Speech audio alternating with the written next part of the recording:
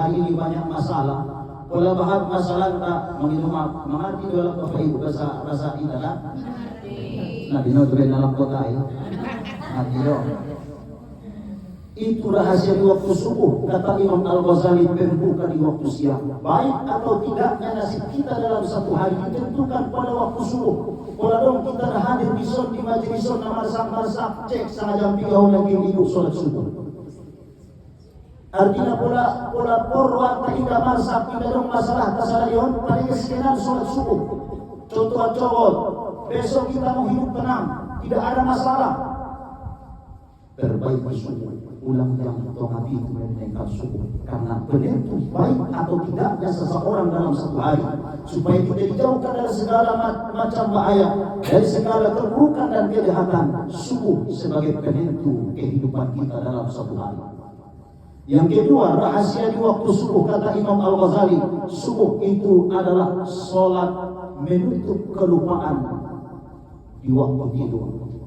Namun demi labunang nama zikir baitai. Namun demi lupa itu Allah. Apa yang dapat menambal kelalaian kita di waktu tidur, subuh adalah sholat penambal kelupaan di malam hari. Yang kedua, ada rahasia di waktu zuhur. Zuhur itu kata Imam Al-Ghazali adalah sholat yang dirindukan. Kenapa sholat zuhur sholat yang dirindukan? Karena jarak dari subuh ke zuhur hampir 7 jam kurang lebih. Sampai-sampai ada orang yang mendapatkan kemanisan iman, ada orang ahli-ahli sholat tidak sabar dia menunggu zuhur. Sinadaw namun subuh tu zuhur indah sobar bayoy anak ulipay ke zuhur, maka dia tunaikanlah sholat duha. Apa itu sholat duha? Sholat duha itu adalah sholat pelepas rindu yang sudah tidak sabar menunggu zuhur. Ada orang lagi sholat duha ya, isi alam nalur sholat duha nama nuhun saja itu Allah Ta'ala. Sinadaw namun subuh tujuh adong pitujom nabahatan kalagi malun untuk Allah Ta'ala. Muadu ma'au bayaw sunjana ma'au nalilengan dari sholat zuhur, dia tunaikanlah 2 rakaat atau 4 rakaat sholat duha. Kemudian rahasia di waktu zuhur yang kedua, zuhur itu adalah di mana satu hari kata Nabi dikobarkannya api neraka. Maka orang yang senantiasa menunaikan zuhur di awal waktu, maka dia sedang memadamkan api neraka yang dikobarkan pada dirinya di hari kiamat. Yang ketiga ada sholat asar. Kita coba kamu tidak boleh.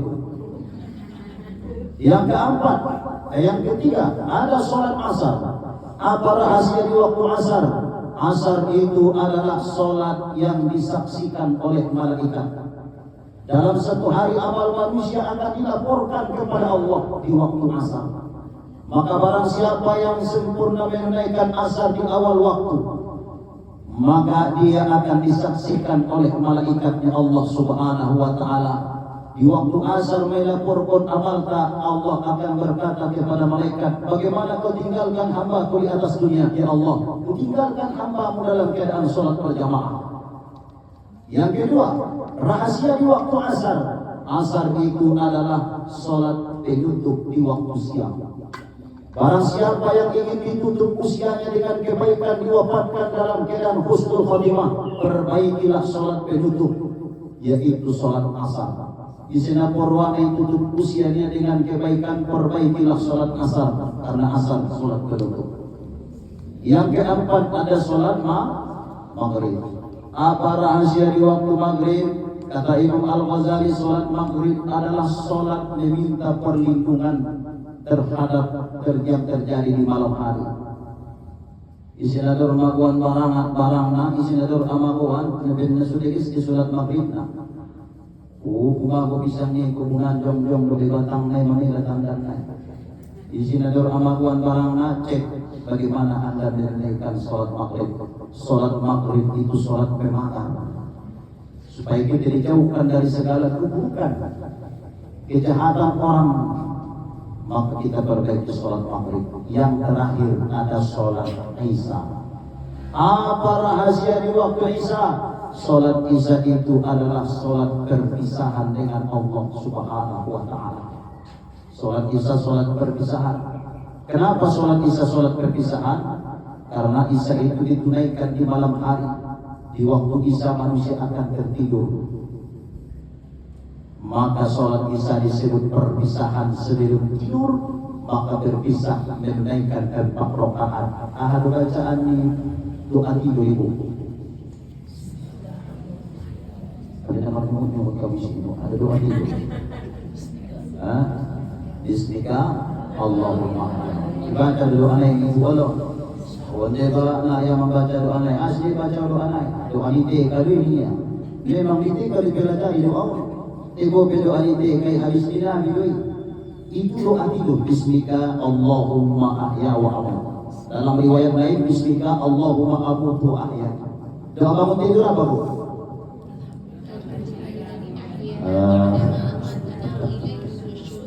Iya, wa ilahi nusyur. Alhamdulillahilladzi ahyana ba'da ma amatana wa ilahi nusyur. Ibu tidak pernah melihat ini kalimat ini hadis Nabi. Coba kita artikan. Itu doa tidur yang dibahas bukan tidur. Kita kan mau tidur. Kenapa doa mati? Mestinya dengan nama-Mu ya Allah aku tidur malam ini.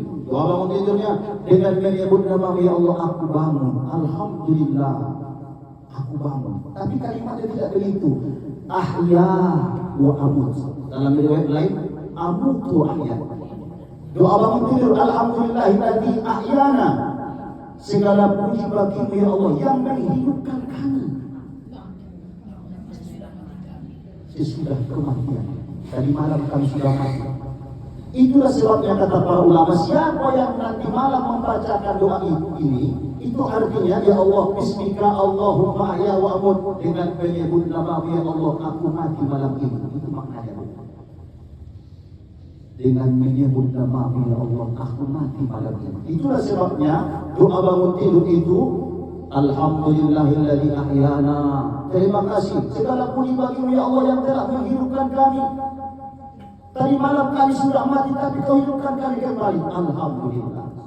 Maka sholat isya itu adalah sholat perpisahan. Seakan-akan Allah berkata, wahai hambaku, sebelum engkau tidur, kita akan berpisah malam ini. Engkau akan mati malam ini. Ampun na ondo mahumang ulu pun na mati masih malam-mana. Ingatlah aku 4 rakaat sholat perpisahan. Subhanallah. Maka setiap malam manusia ini sebenarnya mengalami proses kematian. Bapak yang dirahmati Allah Subhanahu wa taala, inilah rahasia-rahasia di waktu sholat. Ternyata sholat itu tanda sayangnya Allah kepada kita. Kita dipanggil 5 kali sehari semalam, hayya 'alas shalah. Mari sholat. Untuk apa kami sholat ya Allah? Hayya 'alal falah. Falah, menang. Menang dalam setiap masalah, dimudahkan dari segala persoalan. Itulah arti falah. Beruntung, bahagia. Bapak yang dirahmati oleh Allah Subhanahu wa taala. Tapi ada beberapa penyebab kenapa seseorang itu berat beramal. Apa yang menyebabkan kita susah menunaikan sholat? Apa yang menyebabkan kita malas menunaikan ibadah? Yang pertama kata para ulama kita berat menunaikan sholat itu karena dunia kita simpan di dalam hati kita. Dunia tidak boleh disimpan di hati, tapi letakkan di tangan. Kenapa Abu Bakar As-Siddiq, Abdurrahman bin Auf, sahabat yang kaya raya, tapi tidak pernah tinggal sedekah, tidak pernah tinggal tahajud, padahal kaya? Dunia disimpan di tangan, tidak sampai masuk ke dalam hati. Setiap hari masih doa Utsman bin Affan, Abdurrahman bin Auf, padahal kaya. Kenapa mereka mudah beramal? Dunia mereka letakkan di tangan, tidak sampai masuk ke dalam hati. Kita kenapa kikir, pelit, kerikut, tidak mau bersedekah? Karena dunia kita simpan di dalam hati kita. Kalau saya bercerita nanti saya itu miskin. Pada masih do kawan lawan miskin, ma'awan ada baru bulan naro. Dia simpan dunia itu di dalam hatinya. Makanya Bapak Ibu tidak boleh kita meletakkan dunia di dalam hati kita. Belajarlah dari seorang tukang parkir. Tukang parkir itu mobil banyak, tidak sombong. Berganti-ganti mobil, tidak takabur. Diambil mobil sampai habis pun tidak sakit hati. Dipampuan dia anak motor hijau kualian. Gue mau rambutan DP iswa di wala mali ital pokon daga anak sarati nabi kas makabila turnia iko jadi adalah nama julung rambutan nama julung iko jadi asiko ya Quran tak ikut kalak suan-suananta karena kita merasa memiliki liin si tukang parkir mengkilat-kilat ikut motor di dunia kalau milik bertukar motor indah pola jabat moga dia diginjang dunia aso dia tidak merasa memiliki. Ini bukan punya saya, silakan Pak. Ini ya, subhanallah. Begitulah kita di atas dunia ini. Jadi yang pertama Bapak Ibu, kenapa kita berat beramal itu karena jarang, karena kita menyimpan dunia di dalam hati. Maka letakkan dari tangan, biasalah memandang dunia. Dunia ini sudah diatur oleh Allah Subhanahu wa taala. Wa ma min dabbatin fil ardi illa 'ala Allahi rizquha. Tidak ada makhluk yang melata di atas muka bumi kecuali dijamin rezekinya oleh Allah. Yang kedua, kenapa manusia itu berat beramal? Yang kedua karena jarang mengingat pemutus segala kelezatan, jarang ingat kematian. Aksiru dzikra hadhil lazzat.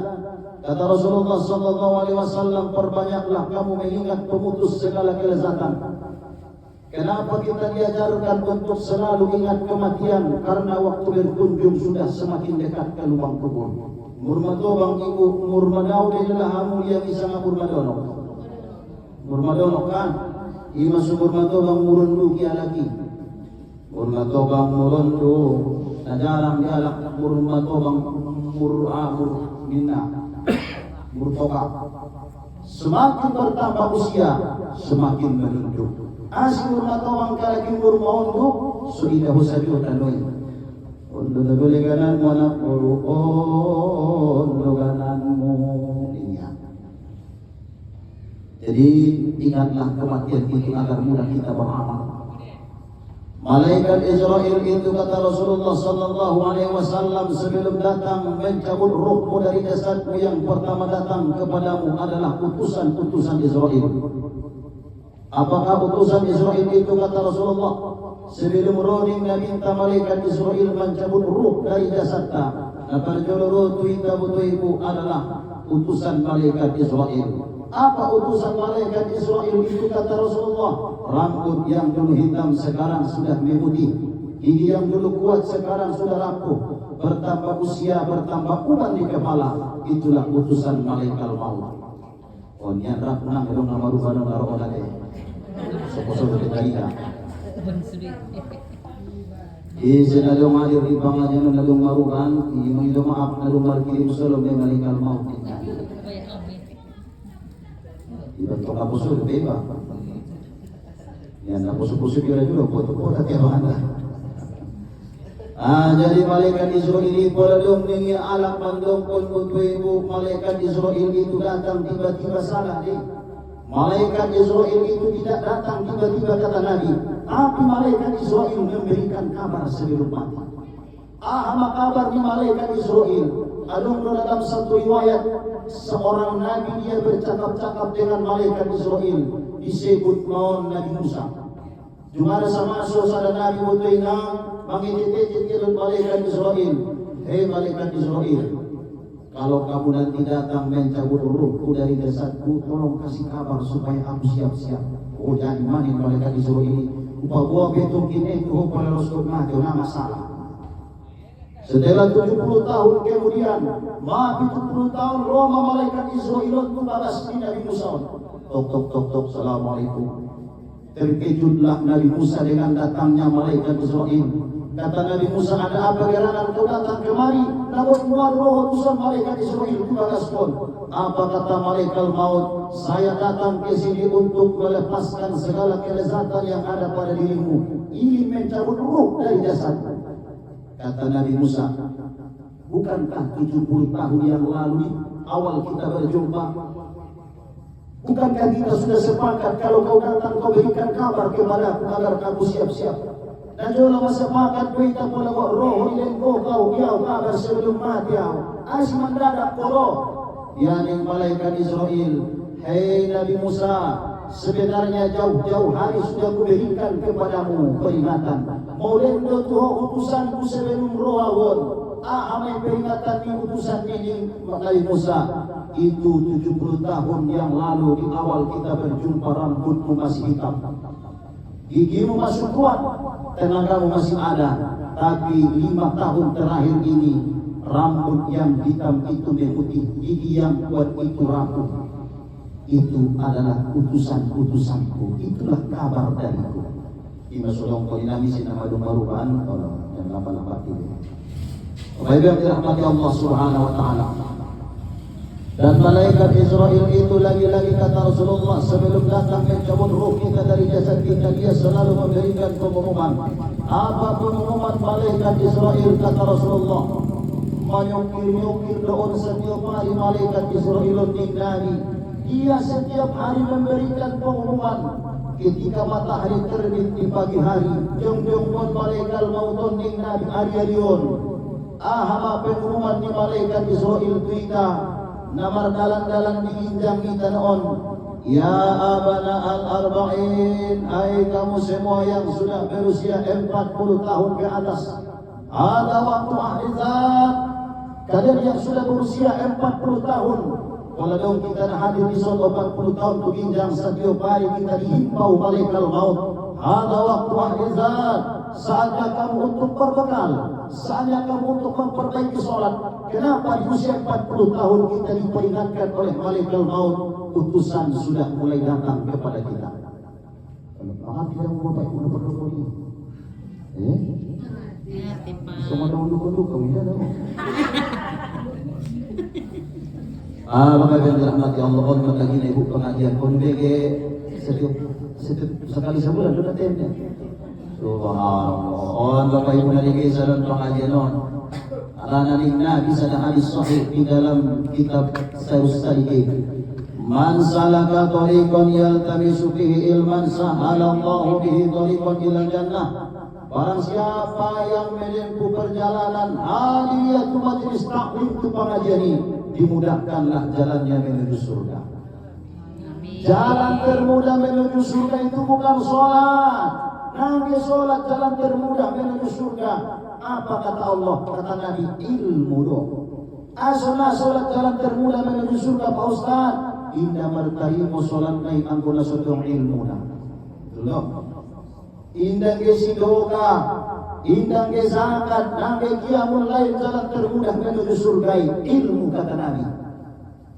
Itulah sebabnya kata Imam Al-Ghazali, kalau anda ingin melihat orang yang akan wafatnya husnul khotimah, ciri-ciri mereka ringan kakinya melangkah ke majelis taklim, itu alamat husnul khotimah. Isemai kita masuk di nama hadiran Dr. Ibu hadir ke pengajian. Lagi-lagi keutamaan hadir di majelis taklim pengajian kesemuan Nabi dalam kitab Bulughul Maram atau dalam kitab Sahih Salihin juga disebutkan Nabi. Besarnya pahala hadir di majelis taklim lebih besar dibandingkan sholat 1000 rakaat sholat sunat. Juma'a dan minggu sholat tahajud saburgin 1000 rakaat. Sedangkan 27 rakaat untuk tarawih ini yukam mumatiri sa isi makna. Isi bilang ada imamnya Allah pakai ini. 27 rakaat untuk memang memuka bidire. Ona juga niku pahalun yang Nabi lebih besar daripada 1000 rakaat. Dia matarkali itu semua minum 1000 rakaat. On saja udah juga kilison. Or nanti dalam silo modo.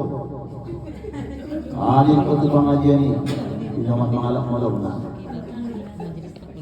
Yes, pengajian.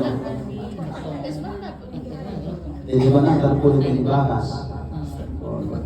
Jangan mengalak. Terpuluh ke bawah ini bagas mengarasam karena ini terpuluh dan lagi sedih namanya semua teman. Oh ini namanya itu pengajian dari semua teman. Masalah pokok lagi hadiran daw. Oh pinamangati ibu ni perdokon ni Ustaz naik roh semua ini. Hari ibu ni perdokon ni Ustaz ini pinamangati ada buang kam. Pokok lagi hadiran besok. Lagi-lagi keutamaan hadir di majelis taklim kata Rasulullah dapat menyembuhkan penyakit hati. Nah, sebelum tolong penyakit hati-hati juga penyakit sombong. Ada penyakit SMS, susah melihat orang senang melihat orang susah. Alam mana bisi motor, wah kita robotnya. Alam mana bisi kulkas ngaliannya. Ya saya SD itu ngali, kau dia dong ngalian daripada S9. Ada iya mah. Untuk tegis na pangayanan ko. Sabihin to, namaritirin tetangga natin kan. Dito lagi pangayan, payas hati-hati. Apalagi namaritirin tetangga hati. Ulang marsiling kian, ulang marsiling kian, marsiling ketupetan. Oh, bego naman bagas didirin mi ibu, pardongan ko yung sumandapot ko. Oh, ipijat yan, didirin niya. Pardongan ko. Sabihin mo tumangkin Jorge batong kinay pisay pinjam bagas niya nakulangi. Magingam dulang kangan curut bagas bulan. Sisuhon dong benjol kamu siya dilog siya curut. Pinjam bagas nakulangi kay kusin tamu ni. Imang kuligis mamarjirin. Sabihin mo to kaya perdalanan. Ire lebih baju ni bali alamani pinahit kalay. Tansun niya. Ibu kaya perdalanan ire tubember di alamani. Sundia na mamaipagyan tani alamani tubember ire lang kimarubot promo dan. Ilang ko inang ilikuha ko din naroon. Nga tulubot ko inang hidayat din niya ito. Sa loob sila'y kirilo, piniyag iyo, suki pala nila.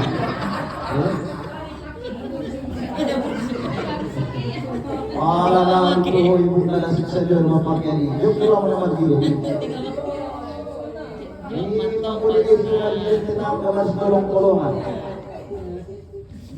Iya gomarlan mesti melunjilin ni bagiri pakaian ni besio patem berro dan dari mana nama tebon basul iba perlu digesbar jilin tetangga maka adab kamar jilin tetangga tulang baris irian amar tolong-tolongan na sebino to manggulima no ibu pagi pujilin ni pinomat kuana abahat kantang Nawang kang muli manukon. Kung manguli manuk ka mula nga anggi, o luang kang, kay on sa Diyo mamanok na ito bakasmin. Nanigis na naman di rin tetanggay. Sabihin na ito kito pa sa naman na po si rambutan, pinamata-mata na. Ulang, hindi siya ba naman? O manigis kayo pengajaran. Maka kata Nabi hadis lain lagi, orang yang hadir di majelis taklim itu takwahnya seperti menyiram bunga. Tersumun na menyiram bunga doon buto itu. Wala dong sa bukit kung ano ba di alaman ni Nay sila, hindi dong ay kro. Apa yang terjadi? Layu-layu mati. Begitulah dengan diri kita. Kalau iman ini tidak disiram sekali sebulan iman pengajaran, rado buto itu malosok na subayang. Ima sumakana laki-laki balik berakal sehat, wajib dia hadir ke masjid, apalagi sholat Jumat. Apa itu sholat Jumat? Itu sholat Jumat acara menyiram. Siapa yang menyiram? Khatib. Naik si khatib ke atas mimbar, usikum wa nafsi bitaqwallah faqad fazal muttaqun. Wasiatkan kepada kalian dan kepada aku, mari sama-sama bertakwa kepada Allah. Mulai si khatib menyiram. Tinabakan doon ko ilang waktu si khatib menyiram na una silamia. Asal na silamia, modomia. Apalagi na paling tagi mo, na paling sadap, waktu khatib naik ke mimbar, natagian modomia. Dan pada hakikatnya kata para ulama, sesungguhnya karena wanita itu tidak wajib dia ke masjid menunaikan sholat Jumat. Siapa yang menyiram wanita? Yang menyiram wanita itu suaminya setelah pulang dari sholat Jumat. Hai istriku tercinta. Kata si Imam Khatib, si Khatib sholat Jumat tadi begini.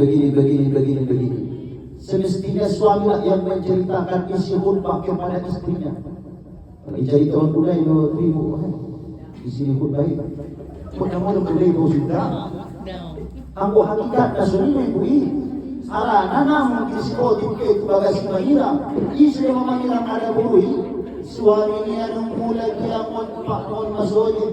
Dialah yang mengira istri. Hai istriku sayang. kata si khatib Jumat begini. Ah, ini.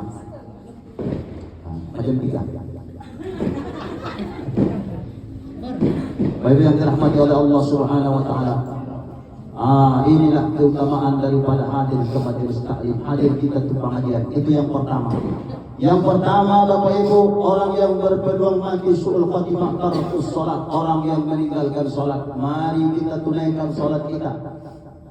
Ada anak-anak kita suruh muru auladakum bis salat, perintahkanlah anak kita untuk menunaikan salat. Yang kedua, orang yang berpeluang mati su'ul khatimah, kata Rasulullah sallallahu alaihi wasallam, hukukul walidain, durhaka kepada kedua orang tua. Sebanyak apapun kita punya sholat, kalau durhaka kepada orang tua, semua sholat itu akan ditolak oleh Allah Subhanahu wa taala. Saking pentingnya berbakti kepada orang tua, kata Imam Al-Ghazali, sebanyak apapun kita punya doa, macam-macam doa yang kita minta kepada Allah, kalau tidak ada doa orang tua di dalam doa itu tertolak semua doa. Sadia banget panginoon tadi sa madulon. O tangis-tangis kita na berdoa mangil tu Allah ang una sulong no isi doa orang tua tertolak isme. Saking pentingnya berbakti kepada kedua orang tua, kata Imam Al-Ghazali, kita dalam keadaan sholat datang panggilan orang tua, batalkan sholat. Sembahyang kita, Allahu Akbar, roh panggilan orang tua, oh butet, roh pusandolina, batalkan sholat. Itu kalau sholat sunat. Sholat sunat masalah amal kok.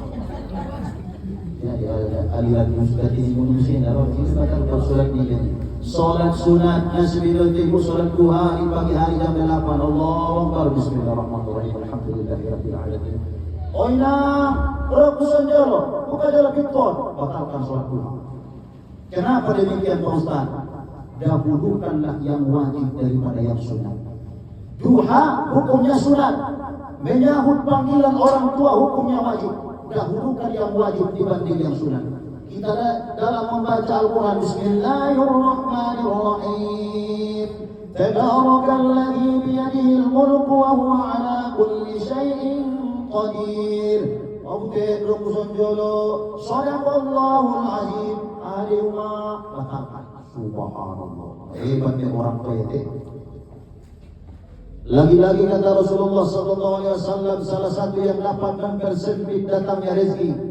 Di antara kamu sulit untuk mendapatkan rezeki itu disebabkan tarbutu alim abawain, karena engkau jarang mendoakan kedua orang tua.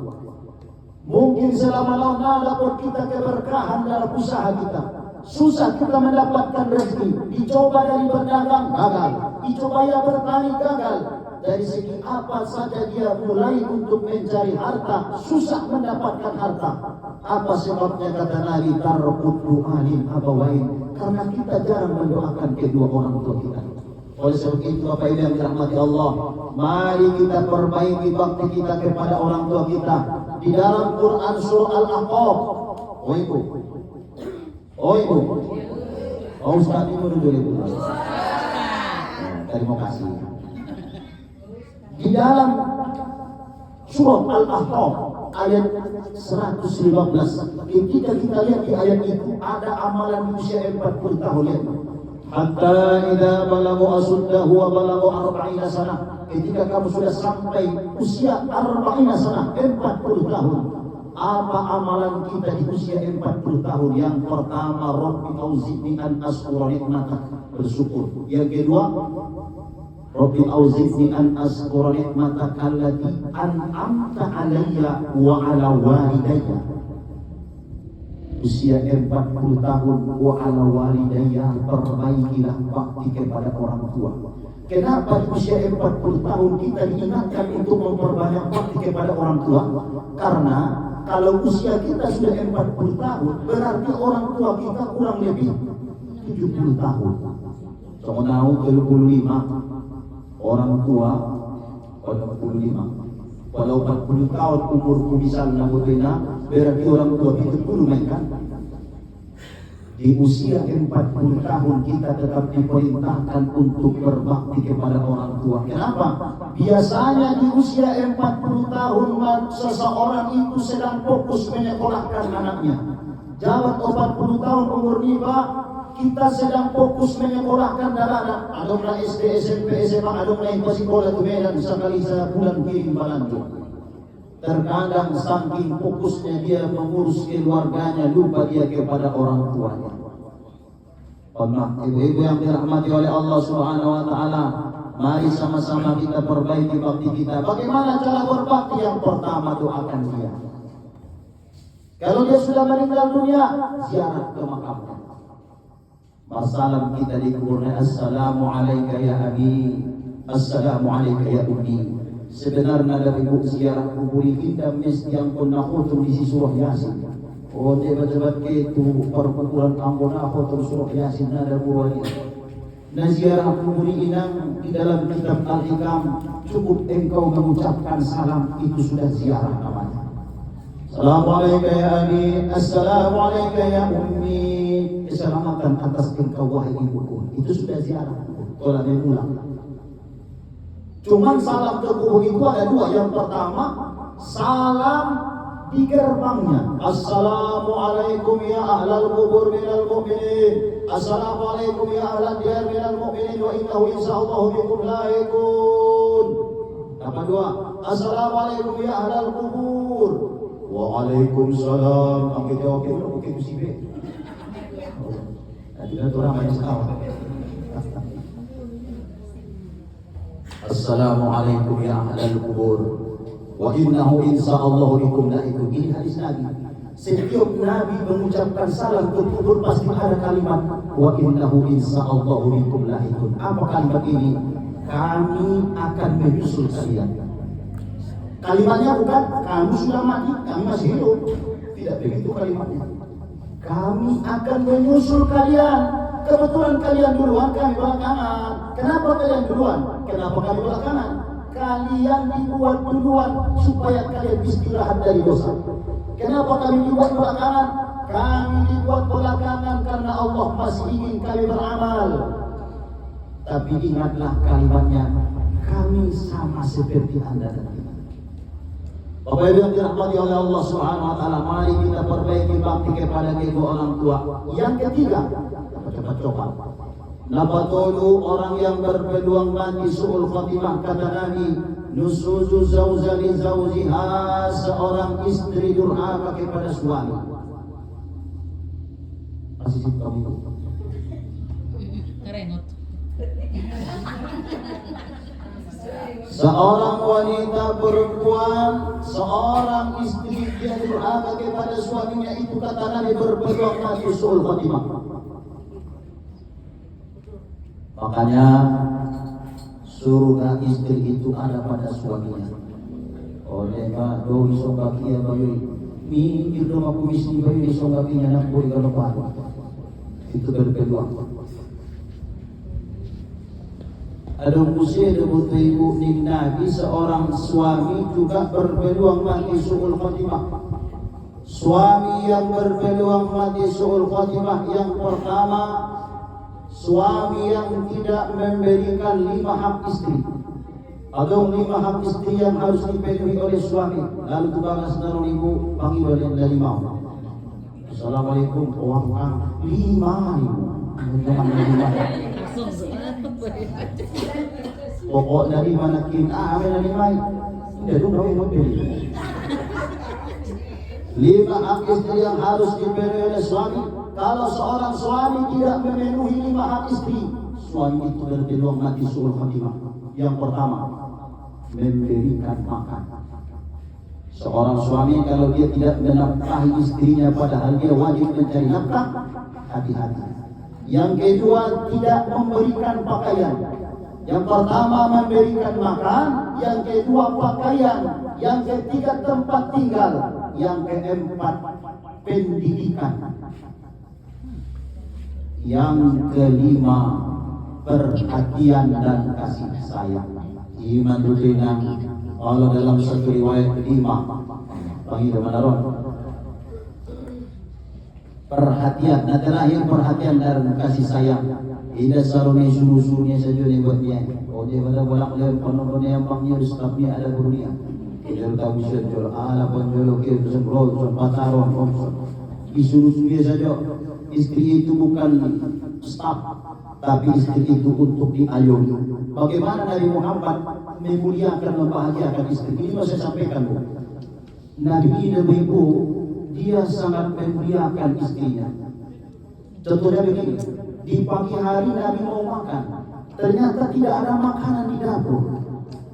Tangis Aisyah waktu itu, ya Allah, gimana ini ya Allah? Nabi mau makan tapi tidak ada makanan yang untuk dimasak. Saya zalim ya Allah. Tangis Aisyah waktu itu nang mangalihin Nabi na mangukapin tudung nasi tidak ada indahan. Ya Allah saya zalim. Nabi mau makan tapi tidak ada makanan yang untuk dimasak. Saya zalim. Tangis Aisyah. Apa kata Nabi? Istriku Aisyah, tahukah engkau hari ini aku puasa? Wah sudah dia berikan padahal mau kami tudung nasi. Imaun madalina bahasok boleh kita berniat puasa di pagi hari, asalkan puasa Senin Kamis, puasa sunat boleh berniat di pagi hari, asal penulang masuk lontong dua pinggan. Cuma kalau puasa Ramadan itu kata para ulama niatnya sebelum fajar shadiq. Soalnya nanti baru puasa ibu, terlembet foto ibu jam 7 masuk. Nabi belum masuk tunggu untuk sana. Bolehkah kita berniat puasa Rajab Ustaz? Boleh. Kemudian di pagi hari Nabi mau makan, keesokan harinya Nabi mau makan, keesokan harinya Nabi sedang puasa. Lupa Aisyah boto ibu marmasak ya, ipa masak ya boto ibu sari-sari tak kuliambe. Nung pamasak na kulion, dihidang pun ay patartonga, lupa Aisyah na yung mortiya na puaso Rasulullah. Ya Allah, nabarlupa nga tumang kaya, si mamarmasak ka kaya sa layon na puaso Rasulullah. Ya Allah, nabarlupa maaw. Apa kata Nabi, istriku sayang, hari ini aku tidak puasa. Ibatal ko niya puasa niya. Luar biasa. Ol madali na butoy ng nasi, binuto kay ibu. Oy, nasi binuto kay ibu martamu tu baluta, balang bola. Kay ibu tu susosa. Rubay ibu ko na ko barangkat tu susaw na puaso sinindo.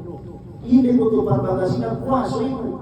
Marmasak ko to yung masintunto ni bagasan ko yung yaman to binahuroy ko. Dahil mo kayo lang na puaso doon. Para nung bugod hidang ko nila. Odo, ulang ko na kayo, ulang. Botal ko ang puaso. Bisa rin ang mga pilika dalam keadaan tertentu ito ng tulad ng kung ibertahan kung puaso sila iba. Ulang iban kumando ko sa Ramadan. Kalau kau diberi bayar orang tidak sebelum diberi sunnah, kalau kau diberi sunnah, ada orang ibu bisa ada situasi, sina orang dalam diparbagasi na berdoa ini betul yang berkoyok yang mana? Kalau dokter bayar orang puasa, masa bayar mah diambil diberian. Kalau dokter dalam puasa bayar kecil, bayar nama koyok kami orang, bayar nama bayar motor puasa. Itu ada sebagian ulama membolehkan, tidak berdosa.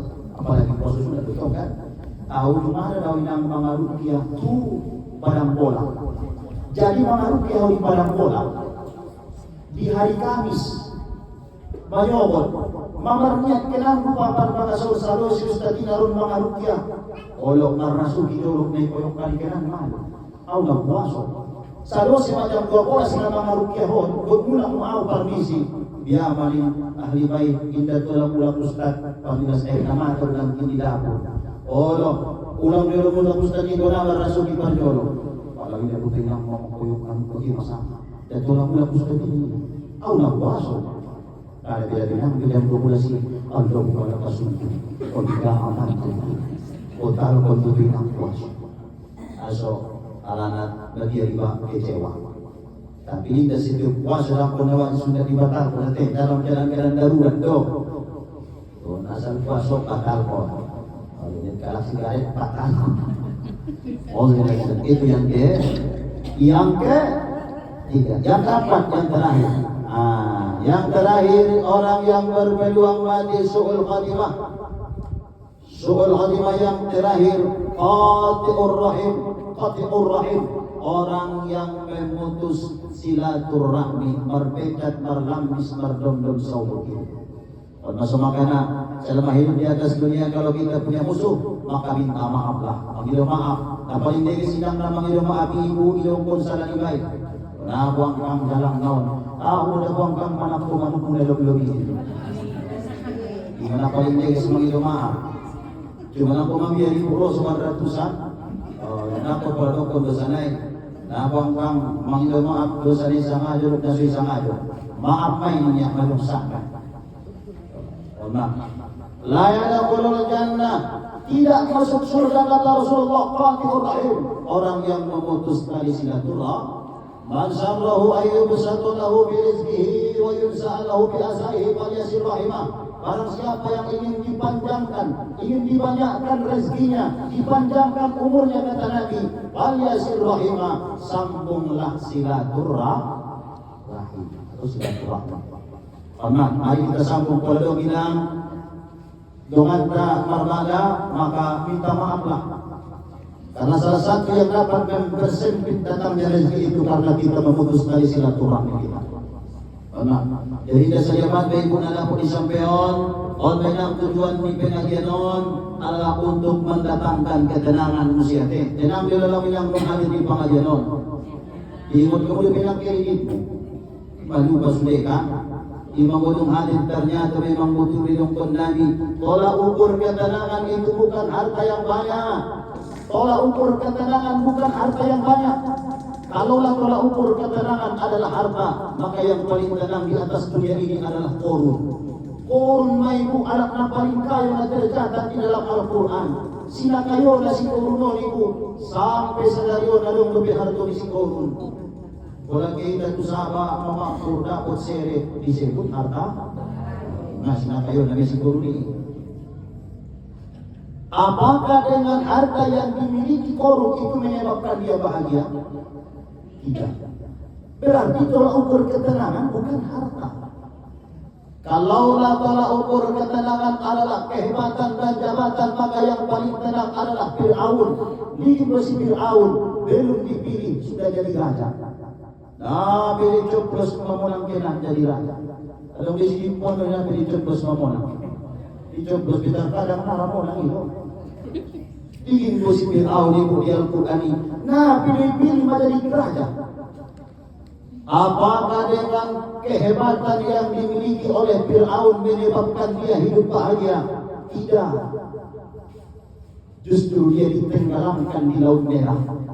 Berarti tolak ukur ketenangan bukan harta, bukan kehebatan dan kekuatan.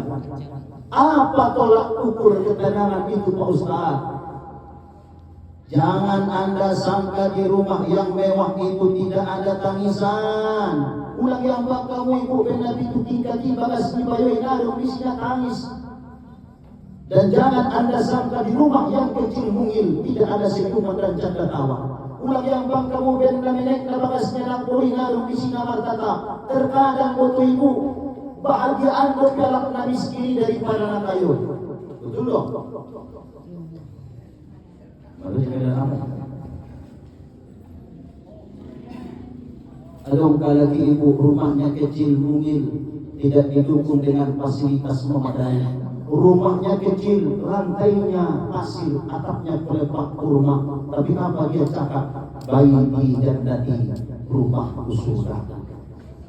Sonang boto ibu ilalaya di bagasan tiris to taruh punay.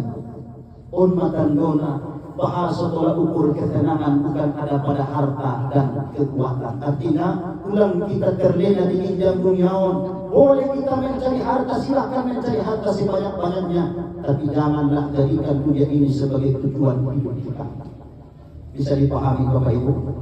Memang tujuannya. Jadi tolak ukur ketenangan itu adalah bila mana kita tersambung kepada Allah Subhanahu wa Ta'ala. Ala bi dzikrillah tatma'innul qulub. Hanya dengan mengingat Allah hati kita akan tenang. Selain daripada ingat Allah tidak akan tenang-tenang.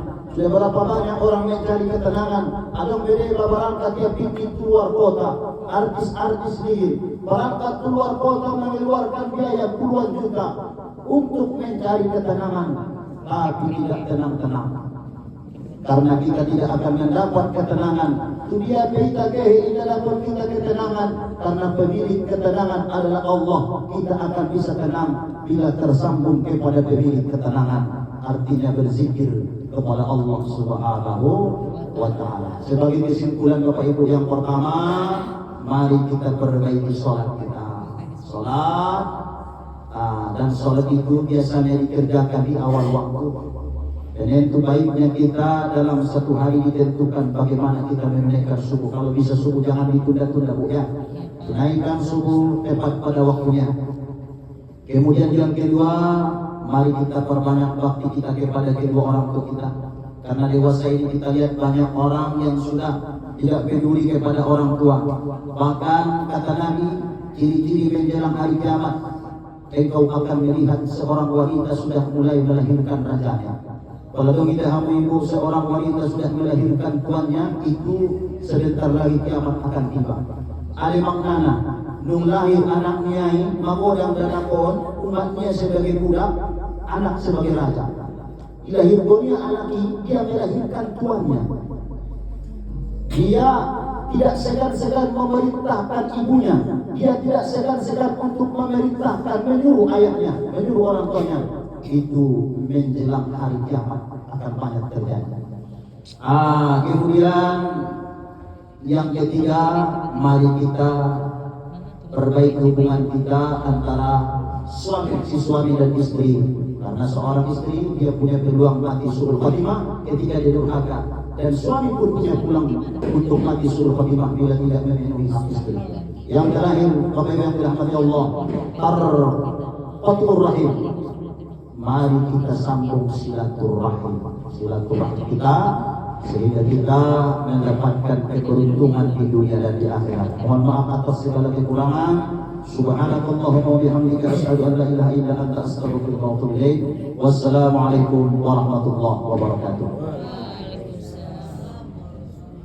A'udzu billahi minasyaitonir rajim. Bismillahirrahmanirrahim. Alhamdulillahirabbil alamin. Wassalatu wassalamu ala asrofil anbiya'i wal mursalin wa ala alihi wa sahbihi ajma'in.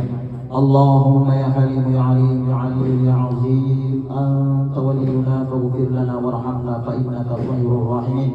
Allahumma ighfir lana dhunubana wa liwalidayna warhamhuma kama rabbayana shaghira. ولجميع المؤمنين والمؤمنات والمسلمين والمسلمات الأحياء منهم والأموات إنك على كل شيء قدير. Ya Allah, ya Tuhan kami, ampuni segala khilaf dan salah kami. Ya Allah, ya Tuhan kami, ampuni segala dosa-dosa kami.